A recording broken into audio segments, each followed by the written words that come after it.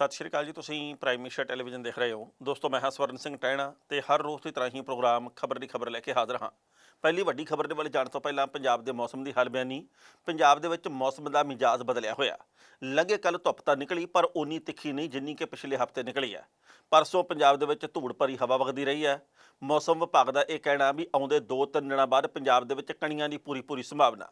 ਪਰ ਜੇਕਰ ਅਸੀਂ ਗੱਲ ਕਰਦੇ ਪਹਾੜੀ ਖੇਤਰ ਦੀ, ਤਾਂ ਹਿਮਾਚਲ ਪ੍ਰਦੇਸ਼ ਦੇ ਵਿੱਚ ਵੀ ਕਈ ਥਾਵਾਂ ਦੇ ਉੱਤੇ ਖੂਬ ਬਰਫ਼ਬਾਰੀ ਹੋ ਰਹੀ ਹੈ। ਤੇ ਜੇ ਜੰਮੂ ਕਸ਼ਮੀਰ ਦੀ ਗੱਲ ਕਰਦੇ ਤਾਂ ਉੱਥੇ ਵੀ ਭਾਵੇਂ ਅਸੀਂ ਗੱਲ ਕਰੀਏ ਗੁਲਮਰਗ ਦੀ, ਭਾਵੇਂ ਕਰੀਏ ਸੋਨਮਰਗ ਦੀ, ਭਾਵੇਂ ਪਹਿਲਗਾਮ ਖੇਤਰ ਦੀ ਗੱਲ ਕਰੀਏ, ਬਹੁਤ ਜ਼ਿਆਦਾ ਬਰਫ਼ ਪੈ ਰਹੀ ਹੈ। 2-2 ਫੁੱਟ ਉੱਥੇ ਬਰਫ਼ ਪੈ ਗਈ ਹੈ, ਜਿਹਦੇ ਕਰਕੇ ਉੱਥੇ ਬਹੁਤ ਵੱਡੀ ਗਿਣਤੀ ਦੇ ਵਿੱਚ ਲੋਕ ਘੁੰਮਣ ਫਿਰਨ ਦੇ ਲਈ ਜਾ ਰਹੇ ਆ। ਤੇ ਮੌਸਮ ਵਿਭਾਗ ਦਾ ਇਹ ਕਹਿਣਾ ਕਿ ਜੋ ਪਹਾੜੀ ਖੇਤਰਾਂ ਦੇ ਵੱਲ ਬਰਫ਼ਬਾਰੀ ਹੋ ਰਹੀ ਹੈ, ਯਾਨੀ ਕਿ ਜਿਵੇਂ ਹਿਮਾਚਲ ਪ੍ਰਦੇਸ਼ ਦੇ ਵਿੱਚ ਕਈ ਥਾਵਾਂ 'ਤੇ ਲਗਾਤਾਰ ਮੀਂਹ ਪਿਆ, ਉਹਦਾ ਅਸਲ ਮੈਦਾਨੀ ਖੇਤਰ ਦੇ ਉੱਤੇ ਵੀ ਪਊਗਾ। ਤੇ ਪੰਜਾਬ ਦੇ ਵਿੱਚ ਥੋੜ੍ਹੀ ਜਿਹੀ ਤਾਪਮਾਨ ਦੇ ਵਿੱਚ ਗਿਰਾਵਟ ਆਉਣ ਦੀ ਸੰਭਾਵਨਾ ਪ੍ਰਗਟ ਕੀਤੀ ਗਈ ਹੈ। ਜਿਹੜੀ ਪਹਿਲੀ ਵੱਡੀ ਖਬਰ ਹੈ ਉਹ ਹੈਗੀ ਹੈ ਦੀਪ ਸਿੱਧੂ ਦੇ ਸ਼ਰਧਾਂਜਲੀ ਸਮਾਗਮ ਦੇ ਨਾਲ ਸੰਬੰਧਿਤ। ਦੀਪ ਸਿੱਧੂ ਦਾ ਕੱਲ੍ਹ ਫਤਿਹਗੜ੍ਹ ਸਾਹਿਬ ਦੇ ਵਿੱਚ ਦੀਵਾਨ ਟੋਡਰਮੱਲ ਹਾਲ ਦੇ ਵਿੱਚ ਸ਼ਰਧਾਂਜਲੀ ਸਮਾਗਮ ਹੋਇਆ। ਬਹੁਤ ਵੱਡੀ ਗਿਣਤੀ ਦੇ ਵਿੱਚ ਲੋਕ ਪਹੁੰਚੇ ਆ। ਪੰਜਾਬ ਦੇ ਹਰ ਕੋਨੇ ਦੇ ਵਿੱਚੋਂ ਲੋਕ ਪਹੁੰਚੇ ਆ। ਪੰਜਾਬੋਂ ਬਾਹਰ ਬਹੁਤ ਸਾਰੇ ਸੂਬਿਆਂ ਦੇ ਵਿੱਚੋਂ ਲੋਕ ਹੁਮ-ਹੁਮਾ ਕੇ ਪਹੁੰਚੇ ਆ। ਵੱਡੀ ਗਿਣਤੀ ਦੇ ਵਿੱਚ ਸੋਸ਼ਲ ਮੀਡੀਆ ਦੇ ਵੱਖ-ਵੱਖ ਮਾਧਿਅਮਾਂ ਦੇ ਰਾਹੀਂ ਦੁਨੀਆ ਭਰ ਦੇ ਵਿੱਚ ਵਸਦੇ ਲੋਕਾਂ ਦੇ ਵੱਲੋਂ ਇਹ ਸ਼ਰਧਾਂਜਲੀ ਸਮਾਗਮ ਦੇਖਿਆ ਗਿਆ। ਇੱਥੇ ਲੋਕ ਜਿਹੜੇ ਆ ਵੱਖ-ਵੱਖ ਥਾਵਾਂ ਤੋਂ ਆਏ, ਉਹ ਕੇਸਰੀ ਰੰਗ ਦੇ ਝੰਡੇ ਲੈ ਕੇ ਪਹੁੰਚੇ ਸੀ। ਇੱਥੇ ਦੀਪ ਸਿੱਧੂ ਦੀ ਸੋਚ 'ਤੇ ਪਹਿਰਾ ਦਿਆਂਗੇ ਠੋਕ ਕੇ ਇਹ ਨਾਅਰੇ ਵੀ ਬਹੁਤ ਵੱਡੀ ਗਿਣਤੀ 'ਚ ਲੱਗੇ ਆ।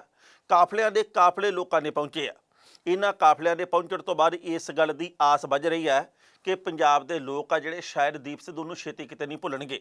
ਹਾਲਾਂਕਿ ਜੇਕਰ ਅਸੀਂ ਅਤੀਤ ਦੇ ਵੱਲ ਝਾਤ ਮਾਰੀਏ ਤਾਂ ਜਦੋਂ ਕੋਈ ਭੋਗ ਪੈਂਦਾ ਕਿਸੇ ਵੱਡੀ ਸ਼ਖਸੀਅਤ ਦਾ, ਜਾਂ ਜਦੋਂ ਕਿਸੇ ਦੀ ਅੰਤਮ ਅਰਦਾਸ ਹੁੰਦੀ ਹੈ, ਉਦੋਂ ਵੱਡੀ ਗਿਣਤੀ ਦੇ ਵਿੱਚ ਲੋਕ ਪਹੁੰਚਦੇ ਆ, ਪਰ ਬਾਅਦ ਦੇ ਵਿੱਚ ਗੱਲ ਆਈ ਗਈ ਹੋ ਜਾਂਦੀ ਹੈ। ਹੁਣ ਦੇਖਣਾ ਇਹ ਹੋਊਗਾ ਕਿ ਦੀਪ ਸਿੱਧੂ ਨੂੰ ਲੋਕ ਕਿੰਨਾ ਕੁ ਚਿਰ ਚੇਤੇ ਰੱਖਦੇ ਆ, ਕਿਉਂਕਿ ਜਿੰਨਾ ਵੱਡਾ ਕੱਲ੍ਹ ਇਕੱਠ ਹੋਇਆ, ਇਹ ਇਕੱਠ ਉਵੇਂ ਸੀ ਜਿਵੇਂ ਕਿਸੇ ਵੇਲੇ ਸਰਬੱਤ ਖਾਲਸਾ ਦਾ ਇਕੱਠ ਹੋਇਆ ਸੀ। ਪਰ ਸਰਬੱਤ ਖਾਲਸਾ ਵਾਲੀ ਗੱਲ ਨੂੰ ਵੀ ਤਾਂ ਪੰਜਾਬ ਦੇ ਲੋਕ ਭੁੱਲ ਗਏ ਲਗਭਗ। ਪਰ ਹੁਣ ਦੀਪ ਸਿੱਧੂ ਦੇ ਤੁਰ ਜਾਣ ਤੋਂ ਬਾਅਦ, ਭਰ ਜਵਾਨੀ ਦੇ ਵਿੱਚ ਜਾਣ ਤੋਂ ਬਾਅਦ, ਜਦੋਂ ਅੱਜ ਹਰ ਅੱਖ ਨਮ ਹੈ, ਉਸ ਵੇਲੇ ਦੀਪ ਸਿੱਧੂ ਨੂੰ ਕਿੰਨਾ ਕੁ ਚਿਰ ਚੇਤੇ ਰੱਖਿਆ ਜਾਊਗਾ? ਕੀ ਦੀਪ ਸਿੱਧੂ ਦੀ ਯਾਦ ਦੇ ਵਿੱਚ ਕੋਈ ਨਾ ਕੋਈ ਯਾਦਗਾਰ ਬਣੂਗੀ? ਕੀ ਦੀਪ ਸਿੱਧੂ ਦੀ ਸੋਚ ਨੂੰ ਸਾਕਾਰ ਰੱਖਿਆ ਜਾਊਗਾ? ਕਿ ਦੀਪ ਸਿੱਧੂ ਦੀ ਯਾਦ ਦੇ ਵਿੱਚ ਕੋਈ ਬੰਦਾ ਆਪਣੀ ਵਿਚਾਰਧਾਰਾ 'ਚ ਤਬਦੀਲੀ ਲੈ ਕੇ ਆਊਗਾ? ਸੋ ਇਹ ਸਾਰੇ ਸਵਾਲ ਆਮ ਲੋਕਾਂ ਦੇ ਮਨਾਂ ਦੇ ਵਿੱਚ ਕੀ ਪੈਦਾ ਹੁੰਦੇ ਆ, ਇਹਦੇ ਬਾਬਤ ਵੀ ਚਰਚਾ ਕਰਨੀ ਬਣਦੀ ਆ। ਸੋ ਦੀਪ ਸਿੱਧੂ ਦਾ ਸ਼ਰਧਾਂਜਲੀ ਸਮਾਗਮ ਸੀ ਕੱਲ੍ਹ। ਸਿਮਰਨਜੀਤ ਸਿੰਘ ਮਾਨ ਤੇ ਹੋਰ ਵੱਖ-ਵੱਖ ਵੱਡੀਆਂ ਸ਼ਖਸੀਅਤਾਂ ਦੇ ਵੱਲੋਂ ਸ਼ਰਧਾ ਦੇ ਫੁੱਲ ਵੀ ਭੇਟ ਕੀਤੇ ਗਏ ਆ, ਤੇ ਉੱਥੇ ਭਾਵੁਕਤਾ ਵਾਲੀ ਸਪੀਚ ਵੀ ਕੀਤੀ ਗਈ ਆ, ਭਾਸ਼ਣ ਵੀ ਦਿੱਤਾ ਗਿਆ। ਜਦੋਂ ਸਿਮਰਨਜੀਤ ਸਿੰਘ ਮਾਨ ਹੋਰਾਂ ਨੇ ਇਹ ਗੱਲ ਕਹੀ ਕਿ ਜੇਕਰ ਲੰਘੇ ਵੇਲੇ ਦੇ ਵਿੱਚ ਦੀਪ ਸਿੱਧੂ ਵਰਗੇ ਪੜ੍ਹੇ ਲਿਖੇ ਵਕੀਲ, ਸੀਨੀਅਰ ਵਕੀਲ, ਸੂਝਵਾਨ ਵਕੀਲ ਹੁੰਦੇ ਤਾਂ ਭਾਰਤ ਦੇ ਵਿੱਚ ਕਦੇ ਵੀ ਅਣਸੁਖਾਵਾ ਮਾਹੌਲ ਨਾ ਪੈਦਾ ਹੁੰਦਾ। ਤੇ ਮਾਨ ਹੋਰਾਂ ਨੇ ਇਹ ਵੀ ਗੱਲ ਕਹੀ ਹੈ ਕਿ ਦੀਪ ਸਿੱਧੂ ਚਮਕਦੇ ਸੂਰਜ ਵਰਗਾ ਸੀ, ਉਹਦੇ ਤੋਂ ਬਹੁਤ ਸਾਰੀਆਂ ਆਸਾਂ ਸੀ ਭਵਿੱਖ ਦੇ ਵਿੱਚ, ਪਰ ਸਾਜ਼ਿਸ਼ ਦੇ ਤਹਿਤ ਉਹਨੂੰ ਮਰਵਾ ਦਿੱਤਾ ਗਿਆ, ਉਹਦਾ ਕਤਲ ਕਰਵਾ ਦਿੱਤਾ ਗਿਆ। ਤੇ UN ਦੇ ਕੋਲੋਂ ਅਸੀਂ ਇਸ ਗੱਲ ਦੀ ਪੜਤਾਲ ਦੀ ਮੰਗ ਕਰਦੇ ਹਾਂ। ਸੋ ਬਹੁਤ ਸਾਰੀਆਂ ਗੱਲਾਂ ਉੱਥੇ ਹੋਰ ਵੀ ਹੋਈਆਂ। ਪਹਿਲਾਂ ਇਸ ਰਿਪੋਰਟ ਦਾ ਵੇਰਵਾ ਸਾਂਝਾ ਕਰਦੇ ਹਾਂ ਤੇ ਫਿਰ ਕਰਾਂਗੇ ਟਿੱਪਣੀ।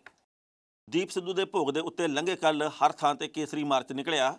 ਲੱਖਾਂ ਦੀ ਗਿਣਤੀ ਦੇ ਵਿੱਚ ਸੂਬੇ ਤੇ ਗੁਆਂਢੀ ਸੂਬਿਆਂ ਦੇ ਵਿੱਚੋਂ ਨੌਜਵਾਨ ਹੱਥਾਂ ਦੇ ਵਿੱਚ ਕੇਸਰੀ ਝੰਡੇ ਲੈ ਕੇ ਸੜਕਾਂ 'ਤੇ ਉਤਰੇ। ਦੀਪ ਸਿੱਧੂ ਦੀ ਮੌਤ ਦੇ ਉੱਤੇ ਹਮਦਰਦੀ ਦੀ ਇਹੋ ਜਿਹੀ ਲਹਿਰ ਦੇਖਣ ਨੂੰ ਮਿਲੀ ਹੈ ਕਿ ਹਰ ਕਿਸੇ ਦੀਆਂ ਅੱਖਾਂ ਨਮ ਨੇ।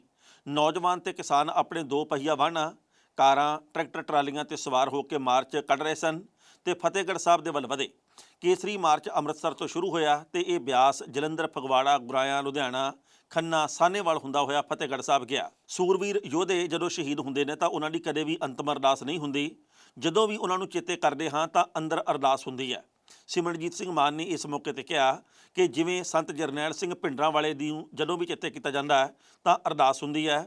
ਦੀਪ ਸਿੰਘ ਬਹੁਤ ਕੁਝ ਆਪਣੀ ਛੋਟੀ ਉਮਰ ਦੇ ਵਿੱਚ ਹਾਸਲ ਕਰ ਗਏ।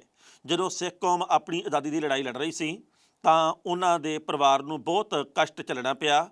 ਉਹਨਾਂ ਦੀਆਂ ਜ਼ਮੀਨਾਂ ਨੂੰ ਫੌਜ ਖਰਾਬ ਕਰ ਦਿੰਦੀ ਸੀ, ਫਸਲ ਪੈਦਾ ਨਹੀਂ ਕਰਨ ਦਿੰਦੀ ਸੀ। ਬਹੁਤ ਸਾਰੇ ਕਸ਼ਟਕਾਰੀ ਸਮੇਂ ਦੇ ਵਿੱਚੋਂ ਨਿਕਲੇ। ਇਸ ਦੌਰਾਨ ਦੀਪ ਸਿੱਧੂ ਨੂੰ ਪਰਿਵਾਰ ਨੇ ਕੱਢ ਕੇ ਸ਼ਿਮਲਾ ਦੇ ਵਿਸ਼ਵ ਕਾਟਨ ਸਕੂਲ ਦੇ ਵਿੱਚ ਪੜ੍ਹਨ ਵਾਸਤੇ ਭੇਜਿਆ। ਇੱਥੋਂ ਨਿਕਲਣ ਤੋਂ ਬਾਅਦ ਦੀਪ ਲੰਡਨ ਦੇ ਕਿੰਗਜ਼ ਕਾਲਜ ਦੇ ਵਿੱਚ ਪੜ੍ਹਨ ਗਿਆ ਤੇ ਉੱਥੋਂ ਵਕਾਲਤ ਦੀ ਡਿਗਰੀ ਹਾਸਲ ਕੀਤੀ। ਉਹਨਾਂ ਦੀ ਬਹੁਤ ਵੱਡੀ ਕੁਰਬਾਨੀ ਹੈ ਤੇ ਉਹਨਾਂ ਨੇ ਸਿੱਖ ਕੌਮ ਦੀ ਸੇਵਾ ਵਾਸਤੇ ਆਪਣਾ ਸਭ ਕੁਝ ਤਿਆਗ ਦਿੱਤਾ। ਇਹ ਸਾਰੀਆਂ ਗੱਲਾਂ ਸਿਮਰਨਜੀਤ ਸਿੰਘ ਮਾਨ ਨੇ ਕਹੀਆਂ। ਉਹਨਾਂ ਨੇ ਕਿਹਾ ਕਿ ਜਦੋਂ ਦੇਸ਼ ਦੀ ਆਜ਼ਾਦੀ ਤੋਂ ਬਾਅਦ ਵੰਡ ਹੋਈ ਤਾਂ ਉਹਦੇ ਵਿੱਚ ਵਕੀਲਾਂ ਨੇ ਅਹਿਮ ਭੂਮਿਕਾ ਨਿਭਾਈ ਸੀ। ਜਿਨਾਹ ਮਹਾਤਮਾ ਗਾਂਧੀ ਤੇ ਨਹਿਰੂ ਸਾਰੇ ਇੰਗਲੈਂਡ ਤੋਂ ਵਕਾਲਤ ਕਰਕੇ ਆਏ ਸਨ। ਹਿੰਦੂਆਂ ਨੇ ਆਪਣਾ ਦੇਸ਼ ਲੈ ਲਿਆ ਤੇ ਮੁਸਲਮਾਨਾਂ ਨੇ ਪਾਕਿਸਤਾਨ ਬਣਾ ਦਿੱਤਾ। ਤੇ ਮਾਨ ਨੇ ਕਿਹਾ ਕਿ ਕਾਸ਼ ਉਸ ਵੇਲੇ ਸਾਡੇ ਕੋਲ ਦੀਪ ਸਿੱਧੂ ਵਰਗਾ ਵਕੀਲ ਹੁੰਦਾ ਤਾਂ ਇੰਨੀ ਲੰਮੀ ਲੜਾਈ ਲੜਨੀ ਨਾ ਪੈਂਦੀ। ਉਹਨਾਂ ਨੇ ਕਿਹਾ ਕਿ ਨਹਿਰੂ ਤੇ ਗਾਂਧੀ ਦੀਆਂ ਨੀਤੀਆਂ ਦੇ ਬਾਰੇ ਅਸੀਂ ਸਾਰੇ ਜਾਣਦੇ ਹਾਂ, ਪਰ ਦੀਪ ਸਿੱਧੂ ਵਰਗੇ ਲੋਕ ਵਾਰ-ਵਾਰ ਪੈਦਾ ਨਹੀਂ ਹੁੰਦੇ। ਉਹਨਾਂ ਨੇ ਕਿਹਾ ਕਿ ਆਜ਼ਾਦੀ ਤੋਂ ਬਾਅਦ ਜਿਹੜੇ ਸਿੱਖ ਪਾਕਿਸਤਾਨ ਦੇ ਵਿੱਚ ਰਹਿੰਦੇ ਨੇ ਉਹ ਮੁਸਲਮਾਨਾਂ ਦੇ ਤੇ ਭਾਰਤ ਦੇ ਵਿੱਚ ਹਿੰਦੂਆਂ ਦੇ ਗੁਲਾਮ ਨੇ। ਸਾਡੇ ਕੋਲ ਜਿਹੜੀ ਅਸਲ ਆਜ਼ਾਦੀ ਸੀ ਉਹ ਚਲੀ ਗਈ, ਪਰ ਅੱਜ ਵੀ ਇਹ ਸਮਾਂ ਹੈ ਕਿ ਜਦੋਂ ਅਸੀਂ ਲੜ ਰਹੇ ਹਾਂ ਤੇ ਅਸੀਂ ਆਜ਼ਾਦ ਹੋਣ ਦੀ ਕੋਸ਼ਿਸ਼ ਕਰ ਰਹੇ ਹਾਂ। ਤੇ ਦੀਪ ਨੇ ਇਸ ਮਾਮਲੇ ਦੇ ਵਿੱਚ ਬਹੁਤ ਵੱਡੇ ਕੰਮ ਕੀਤੇ ਨੇ। ਇੱਥੇ ਵੀ ਦੱਸਣਾ ਬਣਦਾ ਕਿ ਸਿਮਰਨਜੀਤ ਸਿੰਘ ਮਾਨ ਨੇ ਕਿਹਾ ਕਿ ਸੰਵਿਧਾਨ ਬਣਾਉਣ ਵਾਲੀ ਕਮੇਟੀ ਦੇ ਵਿੱਚ 2 ਵਕੀਲ ਸਰਦਾਰ ਹੁਕਮ ਸਿੰਘ ਤੇ ਭੁਪਿੰਦਰ ਸਿੰਘ ਮਾਨ ਸਨ। ਉਹਨਾਂ ਦੇਖਿਆ ਕਿ ਸੰਵਿਧਾਨ ਤਾਂ ਪੂਰੀ ਤਰ੍ਹਾਂ ਹਿੰਦੂਵਾਦੀ ਹੈ। ਸਿਮਰਨਜੀਤ ਸਿੰਘ ਮਾਨ ਨੇ ਘਟਨਾ ਵਾਲੀ ਸਥਾਨ ਦੇ ਉੱਤੇ ਸਵਾਲ ਖੜੇ ਕਰਦੇ ਹੋਏ ਕਿਹਾ ਕਿ ਇਹ ਹਾਦਸਾ ਨਹੀਂ ਬਲਕਿ ਕਰਵਾਇਆ ਹੋਇਆ ਕਤਲ ਹੈ। ਉਹਨਾਂ ਨੇ ਕਿਹਾ ਕਿ ਜਿਸ ਦਿਨ ਐਕਸੀਡੈਂਟ ਹੋਇਆ ਉਹ ਬਹੁਤ ਕੁਝ ਕਹਿ ਗਿਆ, ਇਹ ਹਾਦਸਾ ਕਰਵਾਇਆ ਗਿਆ। ਜਿਸ ਦਿਨ ਦੀਪ ਨੂੰ ਗ੍ਰਿਫਤਾਰ ਕੀਤਾ ਗਿਆ ਉਸ ਨੂੰ 3 ਦਿਨ ਖਾਣਾ ਨਹੀਂ ਸੀ ਦਿੱਤਾ ਗਿਆ, ਸੌਣ ਨਹੀਂ ਦਿੱਤਾ ਗਿਆ। ਸਾਰੀਆਂ ਏਜੰਸੀਆਂ ਨੇ ਪੁੱਛਗਿੱਛ ਕੀਤੀ। ਉਹਨਾਂ ਨੇ ਸਿੱਖੀ ਸੋਚ ਨੂੰ ਕਿਸੇ ਦੇ ਅੱਗੇ ਵੀ ਕੁਰਬਾਨ ਨਹੀਂ ਹੋਣ ਦਿੱਤਾ। ਡੀਜੀਪੀ ਦਿੱਲੀ ਨੇ ਵੀ ਸਿੱਧੂ ਦੇ ਕੋਲੋਂ ਪੁੱਛਗਿੱਛ ਕੀਤੀ, ਪਰ ਦੀਪ ਸਿੱਧੂ ਨੇ ਕੌਮ ਦਾ ਸਿਰ ਨੀਵਾਂ ਨਹੀਂ ਹੋਣ ਦਿੱਤਾ। ਉਹਨਾਂ ਨੇ ਕਿਹਾ ਕਿ ਘਟਨਾ ਵਾਲੇ ਦਿਨ ਦੀਪ ਦੀ ਗੱਡੀ ਦੇ ਪਿੱਛੇ ਸਰਕਾਰੀ ਗੱਡੀ ਲੱਗੀ ਹੋਈ ਸੀ।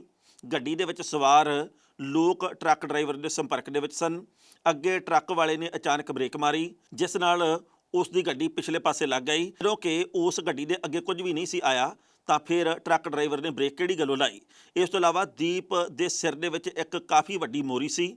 ਜਦੋਂ ਟਰੱਕ ਦੇ ਵਿੱਚ ਸਰੀਆ ਜਾਂ ਲੋਹੇ ਦਾ ਕੋਈ ਸਮਾਨ ਨਹੀਂ ਸੀ ਤਾਂ ਫਿਰ ਦੀਪ ਦੇ ਸਿਰ ਦੇ ਵਿੱਚ ਮੋਰੀ ਕਿਵੇਂ ਹੋਈ।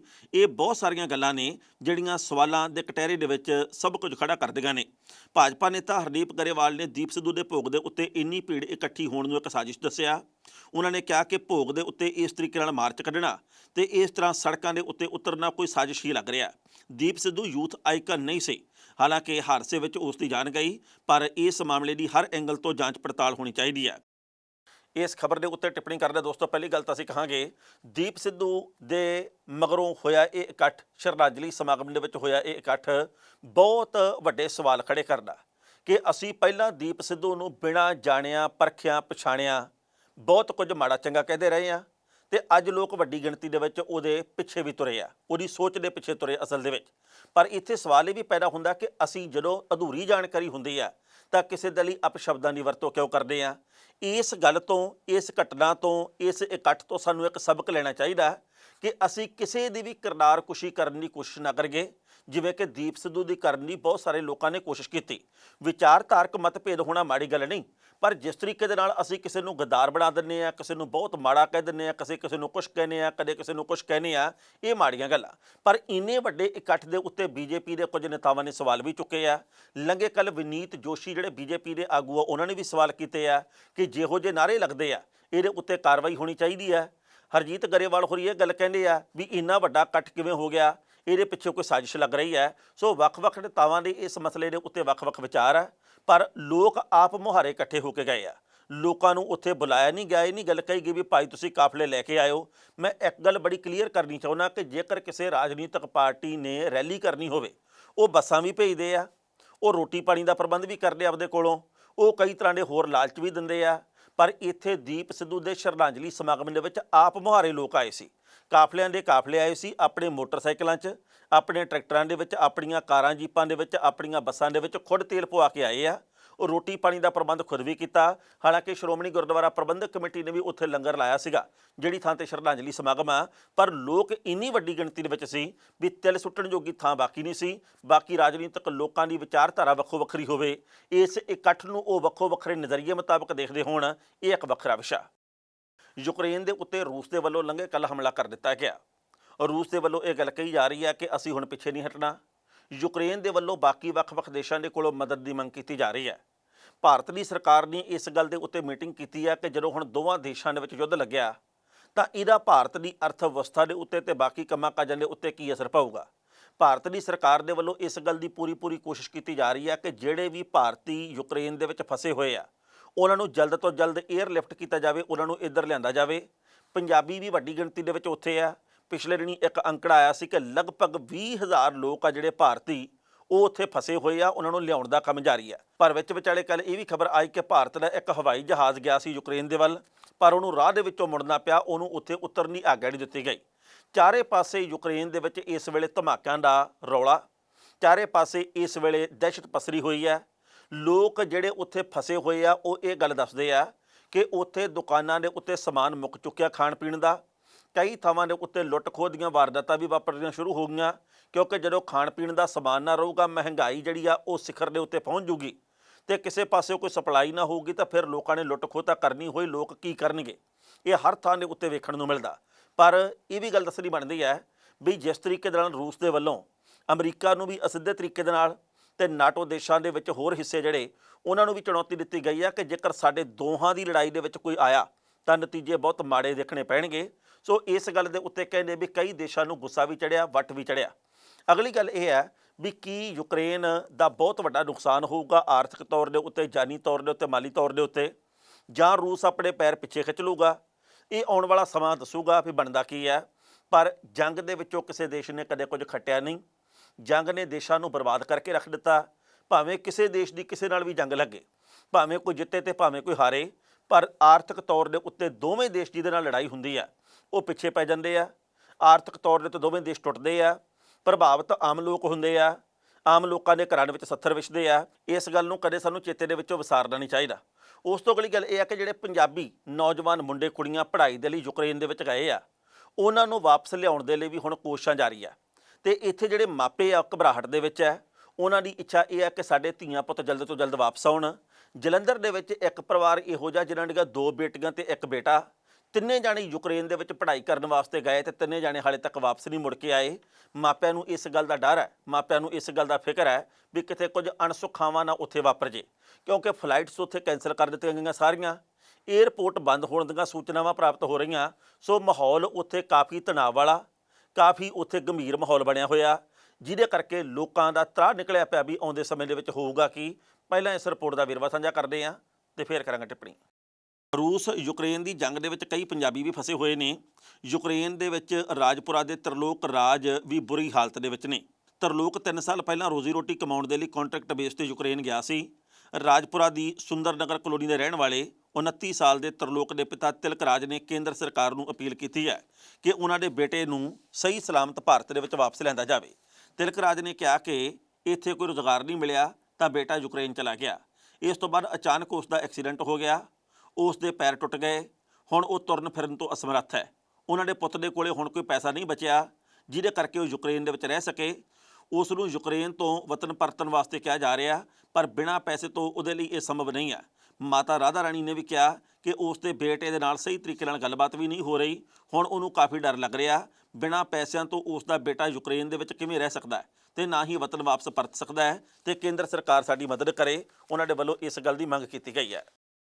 ਇਸ ਖਬਰ ਦੇ ਉੱਤੇ ਟਿੱਪਣੀ ਕਰਦੇ ਦੋਸਤੋ ਪਹਿਲੀ ਗੱਲ ਤਾਂ ਅਸੀਂ ਕਹਾਂਗੇ ਕਿ ਇਹ ਇੱਕ ਤਰਲੋਕ ਰਾਜ ਦੀ ਕਹਾਣੀ ਨਹੀਂ, ਇਹੋ ਜਿਹੇ ਸੈਂਕੜੇ ਹਜ਼ਾਰਾਂ ਦੀ ਗਿਣਤੀ ਦੇ ਵਿੱਚ ਤਰਲੋਕ ਰਾਜ ਹੋਰ ਵੀ ਉੱਥੇ ਫਸੇ ਹੋਏ ਆ। ਉਹ ਭਾਵੇਂ ਪੰਜਾਬ ਦੇ ਹੋਣ ਤੇ ਭਾਵੇਂ ਭਾਰਤ ਦੇ ਕਿਸੇ ਹੋਰ ਸੂਬੇ ਦੇ ਹੋਣ।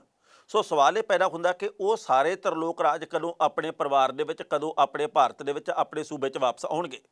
ਜੇਕਰ ਇੱਥੇ ਰੁਜ਼ਗਾਰ ਦੇ ਸਹੀ ਮੌਕੇ ਹੋਣ ਤਾਂ ਕੋਈ ਬੰਦਾ ਬਾਹਰਲੇ ਮੁਲਕ ਦੇ ਵਿੱਚ ਜਾਵੇ ਹੀ ਨਾ। ਪਰ ਇੱਥੇ ਸਰਕਾਰਾਂ ਦਿੰਦੀਆਂ ਕੁਝ ਨਹੀਂ, ਤੇ ਜਦੋਂ ਕੋਈ ਸੰਕਟ ਪੈਦਾ ਹੋ ਜਾਂਦਾ ਹੈ ਉਦੋਂ ਉਹ ਕਹਿੰਦੀਆਂ ਵੀ ਸਾਡੇ ਹੱਥ ਖੜੇ ਆ, ਜਲਦ ਅਸੀਂ ਕੋਸ਼ਿਸ਼ਾਂ ਕਰ ਰਹੇ ਆ, ਜਿਹਦੇ ਕਰਕੇ ਮਾਪਿਆਂ ਦੀ ਚਿੰਤਾ ਦੇ ਵਿੱਚ ਬੇਹੱਦ ਵਾਧਾ ਹੋਇਆ। ਉਸ ਤੋਂ ਅਗਲੀ ਗੱਲ ਇਹ ਹੈ ਵੀ ਭਾਰਤ ਦੀ ਸਰਕਾਰ ਨੇ ਗੱਲ ਕਹੀ ਹੈ ਕਿ ਸਾਨੂੰ ਸਮਾਂ ਚਾਹੀਦਾ, ਅਸੀਂ ਸਹੀ ਤਰੀਕੇ ਦੇ ਨਾਲ ਸਾਰਿਆਂ ਨੂੰ ਏਅਰਲਿਫਟ ਕਰਨ ਦੀ ਕੋਸ਼ਿਸ਼ ਕਰ ਰਹੇ ਹਾਂ, ਪਰ ਮਾਪਿਆਂ ਦੇ ਲਈ ਇੱਕ ਮਿੰਟ, ਇੱਕ ਮਹੀਨੇ ਵਰਗਾ ਬਤੀਤ ਹੋ ਰਿਹਾ। ਸੋ ਸੋਚਣ ਵਿਚਾਰਨ ਵਾਲੀ ਗੱਲ ਇਹ ਹੈ ਵੀ ਜਦੋਂ ਬੰਦੇ ਦੇ ਕੋਲੇ ਉੱਥੇ ਪੈਸੇ ਮੁੱਕ ਗਏ, ਜਦੋਂ ਉਹਦੇ ਕੋਲੇ ਖਾਣ ਨੂੰ ਕੁਝ ਨਹੀਂ, ਪੀਣ ਨੂੰ ਕੁਝ ਨਹੀਂ, ਰੁਜ਼ਗਾਰ ਵੀ ਖੁੱਸ ਗਿਆ, ਚਾਰੇ ਪਾਸੇ ਬੰਬਾਂ ਦੀ ਆਵਾਜ਼ ਸੁਣ ਰਹੀ ਆ, ਗੋਲੀਆਂ ਤਾੜ-ਤਾੜ ਚੱਲ ਰਹੀਆਂ, ਧੂਆਂ ਅਸਮਾਨ ਦੇ ਵਿੱਚ ਪਸਰਿਆ ਹੋਇਆ, ਚਾਰੇ ਪਾਸੇ ਘੁੱਪ ਹਨੇਰਾ, ਪਤਾ ਨਹੀਂ ਅਗਲਾ ਬੰਬ ਕਿਹੜਾ ਕਿੱਥੇ ਡਿੱਗ ਪਵੇ ਤੇ ਬੰਦੇ ਦੇ ਮਨ ਦੇ ਉੱਤੇ ਕੀ ਬੀਤਦੀ ਹੋਊਗੀ। ਗੱਲ ਫਿਰ ਉੱਥੇ ਆ ਕੇ ਮੁੱਕਦੀ ਹੈ, ਇਹੋ ਜਿਹੀਆਂ ਜੰਗਾਂ ਦੇ ਵਿੱਚੋਂ ਅੱਜ ਤੱਕ ਕਿਹਨੇ ਕੁਝ ਖੱਟਿਆ? ਦੇਸ਼ ਆ ਜਿਹੜੇ ਉਹ ਕਹਿੰਦੇ ਅਸੀਂ ਸ਼ਕਤੀਸ਼ਾਲੀ ਹੋਣ ਦੀ ਗੱਲ ਕਰਦੇ ਹਾਂ, ਅਸੀਂ ਸਭ ਤੋਂ ਵੱਧ ਤਾਕਤਵਰ ਹੋ ਜਾਣਾ, ਪਰ ਇਹੋ ਜਿਹੀਆਂ ਤਾਕਤਾਂ ਵੀ ਕਿਹੜੇ ਕੰਮ ਦੀਆਂ ਜਿਹੜੀਆਂ ਲੋਕਾਂ ਦੀਆਂ ਲਾਸ਼ਾਂ ਦੇ ਉੱਤੇ ਖੜੀਆਂ ਹੋਣ? ਇਹੋ ਜਿਹੀ ਤਾਕਤ ਕਿਹੜੇ ਕੰਮ ਦੀ ਜਿਹੜੀ ਲੋਕਾਂ ਦੀ ਲਾਸ਼ ਜਿਹੜੀ ਆ ਉਹਦੀ ਵੀ ਬੇਰੁਲਦੀ ਕਰਦੀ ਹੋਵੇ? ਸੋ ਸੋਚਣ ਵਿਚਾਰਨ ਵਾਲੀ ਗੱਲ ਹੈ, ਪਰ ਇਹ ਦੇਸ਼ਾਂ ਦੇ ਮਸਲੇ ਆ। ਭਾਰਤ ਦੀ ਸਰਕਾਰ ਇਸ ਮਾਮਲੇ ਦੇ ਵਿੱਚ ਕਿਹੋ ਜਿਹਾ ਯੋਗਦਾਨ ਪਾਉਂਦੀ ਹੈ, ਇਸ ਮਸਲੇ ਦੇ ਵਿੱਚ ਕਿਹੋ ਜਿਹਾ ਟੁਕਵਾਂ ਹੱਲ ਕੱਢਦੀ ਜਾਂ ਕਢਵਾਉਂਦੀ ਹੈ, ਕਦੋਂ ਆਪਣੇ ਦੇਸ਼ ਦੇ ਨਾਗਰਿਕ ਵਾਪਸ ਲੈ ਕੇ ਆਉਂਦੀ ਹੈ, ਭਾਰਤ ਦੇ ਉੱਤੇ ਇਸ ਜੰਗ ਦਾ ਕਿਹੋ ਜਿਹਾ ਆਰਥਿਕ ਪ੍ਰਭਾਵ ਪਊਗਾ? ਕਿਉਂਕਿ ਲੰਘੇ ਕੱਲ੍ਹ ਖਬਰ ਆਈ ਵੀ ਉਧਰ ਤਾਂ ਰੂਸ ਨੇ ਯੂਕਰੇਨ ਤੇ ਹਮਲਾ ਕੀਤਾ, ਇਧਰੋਂ ਜਿਹੜੇ ਆ ਸ਼ੇਅਰ ਬਾਜ਼ਾਰ ਨੇ ਧੜਮ ਕਰਕੇ ਡਿੱਗਣ ਦੀਆਂ ਖਬਰਾਂ ਆਈਆਂ। ਬਹੁਤ ਵੱਡੀ ਗਿਣਤੀ ਦੇ ਵਿੱਚ ਲੋਕ ਪ੍ਰਭਾਵਿਤ ਹੋ ਰਹੇ ਆ ਆਰਥਿਕ ਤੌਰ ਦੇ ਉੱਤੇ ਵੀ ਲੱਗਦਾ ਇਹ, ਖਾਸ ਕਰਕੇ ਕਾਰਪੋਰੇਟ ਘਰਾਣੇ। ਤੇ ਅਗਲੀ ਗੱਲ ਹੋਰ ਕਿ ਜੇਕਰ ਇਹ ਜੰਗ ਲੱਗੀ ਰਹੀ ਤਾਂ ਜਿਹੜੇ ਆਰਥਿਕ ਮਹਾਰਾਜ ਆ, ਜਿਹੜੇ ਹੋਰ ਵੱਖ-ਵੱਖ ਨੀਤੀਆਂ ਦੇ ਬਾਰੇ ਗੱਲ ਕਰਦੇ ਆ, ਆਰਥਿਕ ਨੀਤੀਆਂ ਦੇ ਬਾਰੇ, ਉਹ ਕਹਿੰਦੇ ਤੇਲ ਦੀਆਂ ਕੀਮਤਾਂ ਦੇ ਵਿੱਚ ਬਹੁਤ ਵੱਡਾ ਉਛਾਲ ਆਊਗਾ। ਬਿਕਰਮ ਸਿੰਘ ਮਜੀਠੀਆ ਨੇ ਲੰਘੀ ਰਾਤ ਪਟਿਆਲੇ ਦੀ ਜੇਲ੍ਹ ਦੇ ਵਿੱਚ ਕੱਟੀ ਆ। ਬਿਕਰਮ ਸਿੰਘ ਮਜੀਠੀਆ ਦੇ ਵੱਲੋਂ ਲੰਘੇ ਕੱਲ੍ਹ ਮੋਹਾਲੀ ਦੀ ਅਦਾਲਤ ਦੇ ਵਿੱਚ ਆਤਮ ਸਮਰਪਣ ਕੀਤਾ ਗਿਆ ਸੀ। ਉਸ ਤੋਂ ਬਾਅਦ ਪਤਾ ਲੱਗਾ ਜੀ ਕਿ ਸੰਗਰੂਰ ਦੀ ਜੇਲ੍ਹ ਦੇ ਵਿੱਚ ਭੇਜ ਦਿੱਤਾ ਗਿਆ। ਨਿਆਇਕ ਹਿਰਾਸਤ 8 ਮਾਰਚ ਤੱਕ ਦੇ ਲਈ ਉੱਥੇ ਭੇਜਿਆ ਗਿਆ। ਪਰ ਪਤਾ ਲੱਗਾ ਜੀ ਕਿ ਬਾਅਦ ਦੇ ਵਿੱਚ ਸੰਗਰੂਰ ਤੋਂ ਪਟਿਆਲੇ ਦੀ ਜੇਲ੍ਹ ਦੇ ਵਿੱਚ ਲੈ ਕੇ ਗਏ ਤੇ ਪਟਿਆਲੇ ਦੀ ਜੇਲ੍ਹ ਦੇ ਵਿੱਚੋਂ ਸ਼ਾਇਦ ਅੱਜ ਦਿਨ ਦੇ ਵੇਲੇ ਫਿਰ ਸੰਗਰੂਰ ਦੀ ਜੇਲ੍ਹ ਦੇ ਵਿੱਚ ਬਿਕਰਮ ਸਿੰਘ ਮਜੀਠੀਆ ਨੂੰ ਲਿਆਂਦਾ ਜਾਵੇ। ਸੋ ਇਹ ਮਾਮਲਾ ਹੈਗਾ ਡਰੱਗ ਦੇ ਨਾਲ ਜੁੜਿਆ ਹੋਇਆ, ਹੋਰ ਬਾਕੀ ਵੱਖ-ਵੱਖ ਮਸਲਿਆਂ ਨਾਲ ਜੁੜਿਆ ਹੋਇਆ। ਇਸ ਮਾਮਲੇ ਦੇ ਵਿੱਚ 23 ਫਰਵਰੀ ਤੱਕ ਮਾਣਯੋਗ ਅਦਾਲਤ ਦੇ ਵੱਲੋਂ ਬਿਕਰਮ ਮਜੀਠੀਆ ਦੀ ਗ੍ਰਿਫਤਾਰੀ ਦੇ ਉੱਤੇ ਰੋਕ ਲਗਾ ਦਿੱਤੀ ਗਈ ਸੀ। ਪਰ ਜਦੋਂ 23 ਤਰੀਕ ਨਿਕਲੀ ਤੇ ਉਸ ਤੋਂ ਬਾਅਦ ਆਤਮ ਸਮਰਪਣ ਕਰਨਾ ਪੈਣਾ ਸੀ। ਹੁਣ ਬਿਕਰਮ ਸਿੰਘ ਮਜੀਠੀਆ ਦੇ ਵਕੀਲਾਂ ਦੇ ਵੱਲੋਂ ਅਰਜ਼ੀ ਪੱਕੇ ਤੌਰ ਦੇ ਉੱਤੇ ਜ਼ਮਾਨਤ ਲਈ ਲਾਈ ਜਾ ਰਹੀ ਹੈ। ਇਹ ਜ਼ਮਾਨਤ ਪੱਕੇ ਤੌਰ ਤੇ ਕਦੋਂ ਮਿਲੂਗੀ ਇਹ ਵਕਤ ਬਿਆਨ ਕਰੂਗਾ। ਪਰ ਪਹਿਲਾਂ ਇਸ ਰਿਪੋਰਟ ਦਾ ਵੇਰਵਾ ਤੇ ਫਿਰ ਕਰਾਂਗੇ ਟਿੱਪਣੀ। ਡਰੱਗ ਕੇਸ ਦੇ ਵਿੱਚ ਉਲਝੇ ਸੀਨੀਅਰ ਅਕਾਲੀ ਨੇਤਾ ਬਿਕਰਮ ਸਿੰਘ ਮਜੀਠੀਆ ਨੂੰ 8 ਮਾਰਚ ਤੱਕ ਜੇਲ੍ਹ ਦੇ ਵਿੱਚ ਭੇਜ ਦਿੱਤਾ ਗਿਆ। ਉਹਨਾਂ ਨੇ ਲੰਘੇ ਕੱਲ੍ਹ ਸਵੇਰ ਦੇ ਵੇਲੇ ਹੀ ਮੋਹਾਲੀ ਦੀ ਅਦਾਲਤ ਦੇ ਵਿੱਚ ਸਰੈਂਡਰ ਕੀਤਾ ਸੀ। ਇਸ ਤੋਂ ਬਾਅਦ ਅਦਾਲਤ ਕੰਪਲੈਕਸ ਦੇ ਵਿੱਚ ਪੰਜਾਬ ਪੁਲਿਸ ਦੀ SIT ਨੇ AIG ਬਲਰਾਜ ਸਿੰਘ ਦੀ ਅਗਵਾਈ ਦੇ ਵਿੱਚ ਉਹਨਾਂ ਕੋਲੋਂ ਲਗਭਗ 1.5 ਘੰਟਾ ਪੁੱਛਗਿੱਛ ਕੀਤੀ। ਹੁਣ ਉਹਨਾਂ ਦੀ ਰੈਗੂਲਰ ਬੇਲ ਦੇ ਉੱਤੇ ਅੱਜ ਸੁਣਵਾਈ ਹੋਣੀ ਹੈ। ਮਜੀਠੀਆ ਨੂੰ ਜੇਲ੍ਹ ਭੇਜਣ ਤੋਂ ਬਾਅਦ ਡਿਪਟੀ ਮੁੱਖ ਮੰਤਰੀ ਸੁਖਜਿੰਦਰ ਸਿੰਘ ਰੰਧਾਵਾ ਨੇ ਕਿਹਾ ਕਿ ਰੱਬ ਦੇ ਘਰ ਦੇਰ ਹੈ, ਹਨੇਰ ਨਹੀਂ। ਮਜੀਠੀਆ ਨੂੰ ਸੁਪਰੀਮ ਕੋਰਟ ਨੇ 23 ਫਰਵਰੀ ਤੱਕ ਗ੍ਰਿਫਤਾਰੀ ਤੋਂ ਰਾਹਤ ਦਿੱਤੀ ਸੀ। ਇਸ ਤੋਂ ਬਾਅਦ ਲੰਘੇ ਕੱਲ੍ਹ ਸਰੈਂਡਰ ਕਰਨ ਦੀ ਚਰਚਾ ਸੀ ਤੇ ਉਹ ਸਰੈਂਡਰ ਹੋਇਆ ਵੀ। ਪਰ ਇਹ ਵੀ ਦੱਸਣਾ ਬਣਦਾ ਹੈ ਕਿ ਮੋਹਾਲੀ ਦੇ ਵਿੱਚ ਪੰਜਾਬ ਪੁਲਿਸ ਦੀ SIT ਪੂਰਾ ਦਿਨ ਇੰਤਜ਼ਾਰ ਪਰਸੋਂ ਕਰਦੀ ਰਹੀ ਸੀ। ਪਰ ਬਿਕਰਮ ਸਿੰਘ ਮਜੀਠੀਆ ਲੰਘੇ ਕੱਲ੍ਹ ਸਰੈਂਡਰ ਕਰਨ ਵਾਸਤੇ ਪਹੁੰਚੇ ਸਨ। ਬਿਕਰਮ ਸਿੰਘ ਮਜੀਠੀਆ ਦੇ ਖਿਲਾਫ ਮੋਹਾਲੀ ਦੀ ਕ੍ਰਾਈਮ ਬ੍ਰਾਂਚ ਦੇ ਵਿੱਚ ਇੰਟਰਨੈਸ਼ਨਲ ਡਰੱਗ ਤਸਕਰਾਂ ਦੇ ਨਾਲ ਗੰਢ ਸੰਡ ਕਰਨ ਦੇ ਦੋਸ਼ਾਂ ਦਾ ਕੇਸ ਦਰਜ ਹੈ। ਹਾਲਾਂਕਿ ਅਕਾਲੀ ਦਲ ਦਾ ਇਹ ਕਹਿਣਾ ਕਿ ਪੰਜਾਬ ਦੀ ਕਾਂਗਰਸ ਸਰਕਾਰ ਨੇ ਰਾਜਨੀਤਿਕ ਬਦਲਾਖੋਰੀ ਦੇ ਕਰਕੇ ਇਹ ਕੇਸ ਦਰਜ ਕੀਤਾ ਹੈ। ਇਸ ਖਬਰ ਦੇ ਉੱਤੇ ਟਿੱਪਣੀ ਕਰਨ ਦੇ ਦੋਸਤੋ ਪਹਿਲੀ ਗੱਲ ਤਾਂ ਅਸੀਂ ਕਹਾਂਗੇ ਕਾਂਗਰਸ ਦੇ ਵੱਲੋਂ ਇਸ ਗੱਲ ਦੇ ਉੱਤੇ ਖੁਸ਼ੀ ਮਨਾਈ ਜਾ ਰਹੀ ਹੈ ਕਿ ਦੇਖੋ ਹੁਣ ਬਿਕਰਮ ਸਿੰਘ ਮਜੀਠੀਆ ਜੇਲ੍ਹ ਦੇ ਵਿੱਚ ਪਹੁੰਚ ਗਿਆ। ਉਧਰੋਂ ਅਕਾਲੀ ਦਲ ਦੇ ਕੁਝ ਆਗੂ ਇਸ ਗੱਲ ਦੇ ਉੱਤੇ ਤਸੱਲੀ ਦਾ ਪ੍ਰਗਟਾਵਾ ਕਰ ਰਹੇ ਆ ਵੀ ਚਲੋ ਸਰੈਂਡਰ ਤਾਂ ਕਰਨਾ ਹੀ ਪੈਣਾ ਸੀ, ਪਰ ਮਾਣਯੋਗ ਅਦਾਲਤ ਨੇ ਚੋਣਾਂ ਦਾ ਸਮਾਂ ਲੰਘਾਤਾ। ਜੇਕਰ 20 ਫਰਵਰੀ ਤੋਂ ਪਹਿਲਾਂ ਗ੍ਰਿਫਤਾਰੀ ਦੀ ਗੱਲ ਸਾਹਮਣੇ ਆਉਂਦੀ ਤਾਂ ਫਿਰ ਉਹਦੇ ਨਾਲ ਚੋਣਾਂ ਬਹੁਤ ਵੱਡੇ ਪੱਧਰ ਦੇ ਉੱਤੇ ਅਕਾਲੀ ਦਲ ਦੇ ਲਈ ਪ੍ਰਭਾਵਿਤ ਹੁੰਦੀਆਂ। ਪਰ ਹੁਣ ਪ੍ਰਕਿਰਿਆ ਦੇ ਮੁਤਾਬਕ ਜ਼ਮਾਨਤ ਦੀ ਅਰਜ਼ੀ ਲਾਈ ਜਾਣੀ ਹੈ ਤੇ ਜ਼ਮਾਨਤ ਸ਼ਾਇਦ ਮਿਲੇ ਜਾਂ ਇਹ ਆਉਣ ਵਾਲਾ ਵਕਤ ਦੱਸੂਗਾ। ਪਰ ਬਿਕਰਮ ਸਿੰਘ ਮਜੀਠੀਆ ਦੇ ਅੰਦਰ ਜਾਣ ਦੀ ਖੁਸ਼ੀ ਦੇ ਵਿੱਚ ਕਈ ਕਾਂਗਰਸੀ ਆਗੂ ਆ ਜਿਹੜੇ ਉਹ ਟਵੀਟ ਕਰ ਰਹੇ ਆ, ਉਹ ਸੋਸ਼ਲ ਮੀਡੀਆ ਦੇ ਉੱਤੇ ਲਿਖ ਰਹੇ ਆ ਕਿ ਭਾਈ ਇੱਦਾਂ ਹੋਣਾ ਚਾਹੀਦਾ ਸੀ ਪਹਿਲਾਂ ਹੀ, ਪਰ ਹੋਇਆ ਬੜੀ ਦੇਰ ਦੇ ਬਾਅਦ ਆ। ਅਕਾਲੀ ਦਲ ਦਾ ਇਹ ਕਹਿਣਾ ਕਿ ਇਹ ਰਾਜਸੀ ਬਦਲਾਖੋਰੀ ਹੈ, ਇਹਦੇ ਵਿੱਚ ਸੱਚਾਈ ਕੋਈ ਨਹੀਂ, ਕਿਸੇ ਨਾਲ ਕੋਈ ਸੰਬੰਧ ਨਹੀਂ ਬਿਕਰਮ ਸਿੰਘ ਮਜੀਠੀਆ ਦਾ। ਇਹ ਜਾਣ ਬੁੱਝ ਕੇ ਇਹਨਾਂ ਨੇ ਸਿਆਸੀ ਤੌਰ ਦੇ ਉੱਤੇ ਅਕਾਲੀ ਦਲ ਬਾਦਲ ਦਾ ਅਕਸ ਖਰਾਬ ਕਰਨ ਦੇ ਲਈ ਇੱਕ ਕਹਾਣੀ ਘੜੀ ਹੈ। ਸਮਾਂ ਦੱਸੂ ਇਸ ਮਾਮਲੇ ਦੇ ਵਿੱਚੋਂ ਹੋਰ ਨਵਾਂ ਕੀ ਨਿਕਲਦਾ। ਖਬਰਾਂ ਦੋਸਤੋ ਕਈ ਹੋਰ ਵੀ ਸਨ, ਪਰ ਜੋ ਵਕਤ ਦੀ ਘਾਟੇ ਰੁਕਣ ਦਾ ਇਸ਼ਾਰਾ ਕਰ ਰਹੀ ਹੈ। ਕੱਲ੍ਹ ਨੂੰ ਇਸੇ ਵੇਲੇ ਖਬਰ ਦੀ ਖਬਰ ਲੈ ਕੇ ਫਿਰ ਹਾਜ਼ਰ ਹੋਵਾਂਗੇ। ਬਹੁਤ ਬਹੁਤ ਮਿਹਰਬਾਨੀ।